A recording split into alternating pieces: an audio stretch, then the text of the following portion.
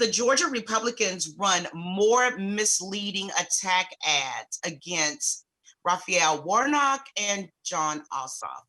And a lot of that is coming from Loeffler's ad. So we do have that ad for you so you can actually see what happened with this.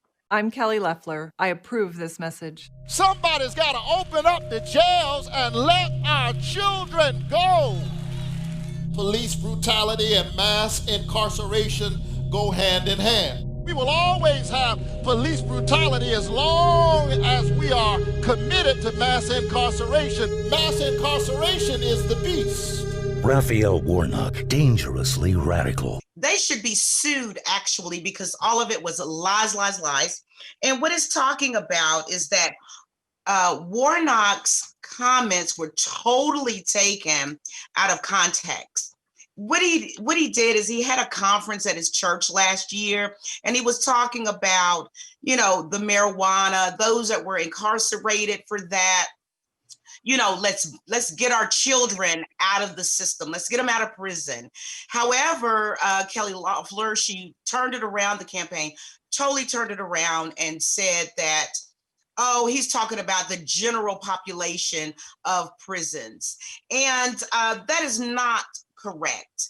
CNN actually started fact checking all of these things, Democrats and Republicans, back in the early part of December. But on December the 9th, it totally came to a head when they found out that on Fox News, of course, that Kelly Loeffler was talking about Pastor Warnock, saying that he was radical and dangerous. Come on. Marijuana seen as an illegal substance. It's a terrible irony, and we feel it, that right now in America, there are some folk who are becoming billionaires for selling the same stuff that's got our children locked up all across America. Where is the justice? It's not enough to decriminalize marijuana. Somebody's got to open up the jails and let our children go. Radical and dangerous, please. He's the pastor of Ebenezer Baptist Church down there in Atlanta, where Martin Luther King Jr. used to be the pastor, but they called him radical as well. So maybe he'll take it as a compliment. Also in there, we're noticing that, so that's where we are. Republicans, once again, Mitch McConnell, the head of it, doing what he does best. Now, but hey, Kim, Kimberly makes me think of my good old friend, Josh Hicks, during his debate against Andy Barr, saying, "That's a lie. That's a lie." And basically, all the Republicans do is lie. And that's just a fact of it. Most people who are out there who are doing the change and bring about positive difference for us all are called radical and are called dangerous, because we are dangerous and radical to the status quo. And we need more people like who are being called radical and dangerous, who will bring about peace and love and doing the work for the people. Isn't that something? That whenever you're doing something that's in the best interest of the people, you're called radical and dangerous. Speaking of misinformation and propaganda, McConnell has a linked super PAC that dominates outside spending in Georgia runoffs. Our police, our recovery, our freedom.